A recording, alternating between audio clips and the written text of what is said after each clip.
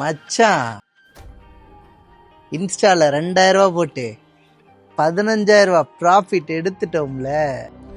ஏது 15,000மா? டேய் என்னடா சொல்ற? யாரா மச்சான் அந்த ட்ரேடரு?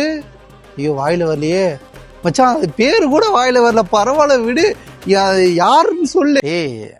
அது வந்து அந்த 5000 ரூபா ப்ராஃபிட் வந்துச்சுல, அது எடுக்கணும்னா நம்ம 5000 ரூபா கட்டணுமாம்மா. அதுக்கு டேய் 5000 ரூபா டாக்ஸ் யாரா கேப்பா? அது ட்ரேடிங்ல போயிட்டு ஒன்று பண்ணு. அதான் 5000 ரூபா வருதுல்ல, 5000 ரூபாய் அவங்களுக்கு எடுத்துக்க சொல்லிட்டு 5000 ரூபா நமக்கு கொடுக்க சொல்லிடு. அதெல்லாம் தெரியாது. நீ 5000 ரூபா எனக்கு கொடு, நான் அந்த 5000 ரூபா ரிட்டர்ன் வந்தோடனே உனக்கு திருப்பி கொடுத்துறேன். என்ன இவன் வளர்றான்? அவர் ஆமா எந்த ஆப்பில் ட்ரேட் பண்ணுறாராமா? அது என்ன ஆப்லாம் எனக்கு தெரிலடா.